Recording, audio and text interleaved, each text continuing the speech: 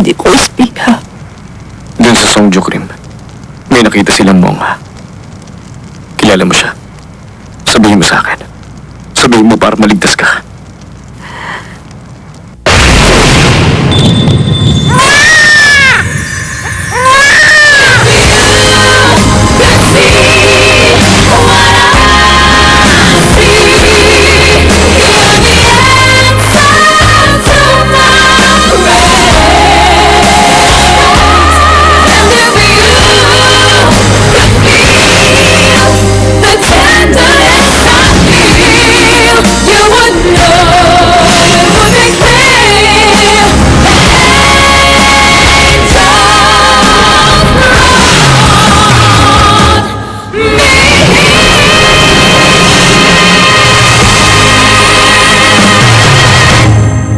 Sabihin mo para maligtas ka.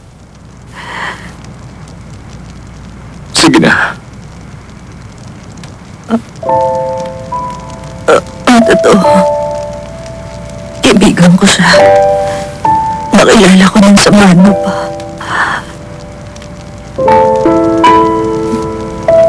Totoo. Nakikita kami sa palasyo paminsan-minsan. Kaya lang, wala siyang kailangan sa nangyari. At saka, hindi siya pwedeng masangkot doon. Sino siya? Sang templo siya kabilang. Siya lang ang makapagpapatunay na hindi ka espiya. Sabihin mo sino siya. Siya si Monga Ji-won. Mula sa templo ng Chiljonsa.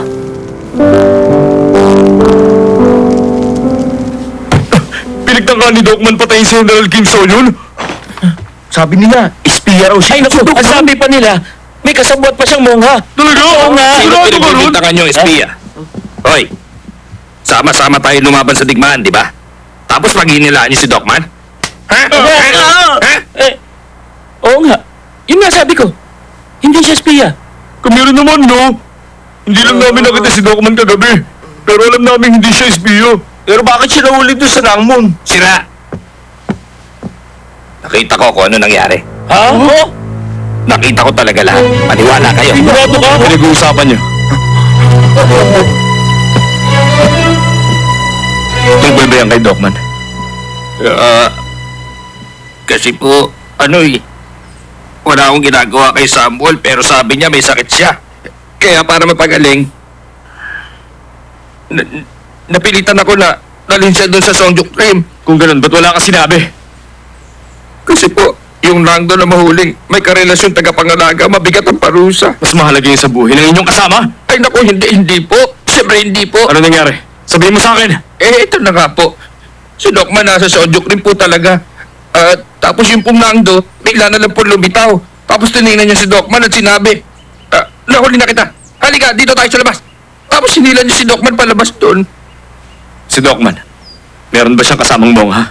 Meron po. Pero hindi po kalbo yung mongha. Mukha naman pong magkaibigan sila. Ano pinag-usapan nila? Tungkol po sa prinsesa. Prinsesa? Opo. Si Dokman po, tinanong niya sa mongha kung kilala niya yung prinsesa. Kaya lang, si Dokman parang bata minsan. Paano naman makikilala ng mongha yung prinsesa? Imposible. Madalas kasi si Dokman mahilig magpatawa. Kaya,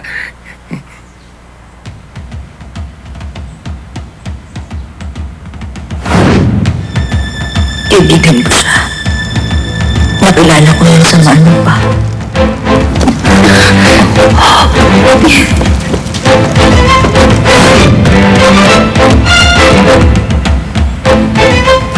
tanga! Napakalaki yung tanga. Akala ko tinawag niyo ako. Iyon po palayaw ko. Bakit ba hindi ko agad naisip? Ang ano po,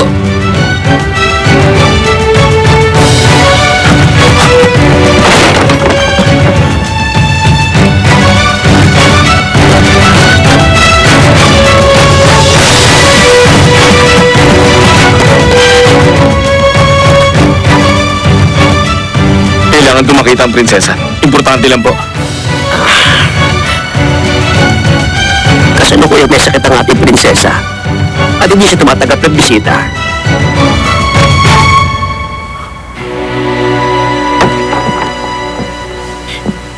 Parang Yusin. Bala ko na tumistigo para kay Dokman. Problema lang, malalaman ng lahat na may relasyon kami ni Samuel. Baka pati siya maparusahan Hindi siya. tatanggapin na sasabihin mo dahil pareho kayo ng pangkat. Ay, ganun? Bali wala kahit tumistigo ko? Ay, pagkakataon ko na sana maging dakilang bayani, naudlot pa. Teka po, paano si Dokman? Ano ba nangyari sa kanya? Mamamatay siya. Pagkatapos sa kagawaran, sina Lady Michelle at General Solwan ang magtatanong sa kanya. Wala nakakaligtas ng buhay sa kanila. Totoo po ba yun? Teka, warang Yusin. Kung talagang si Wadyo nga may gawa nun, at yung mongha lang ang nag-iisang saksi, pwede po Tama ka, natin... Tikbang. Maaari natin yung subukan. Eh, teka, wala pa po ako sinasabi. Si Yusin, yung kasama mongha ni Dokman, kilala niya? Anong templo sila kabilang? Siyang monghang si Mugwang mula sa templo ng Yulpo.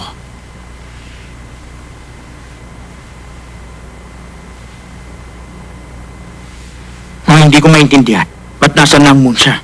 Sandali. Ang pangkat ng Dragon Bulaklak sa templo pupunta. May mga doon magpapatunay na walang kasalanan si Dokman. Kaya sa tingin ko, pabalik na sila dito sa atin. Sa Yulpo ang daan nila pabalik.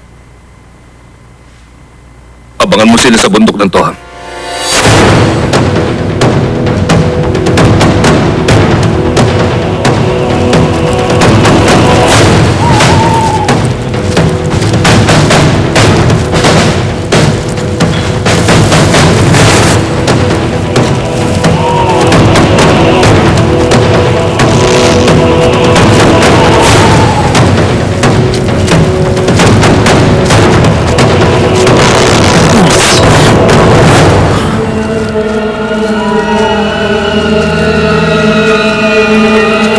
Tumayo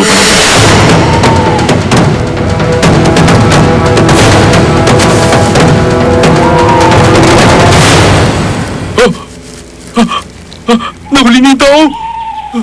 Ay, ano ba yan? Ang bilis na mamahuli. Asar. Sayang. Ay, gudo. Maganda ba ako? Huh? Ba't matambok yun? Eto.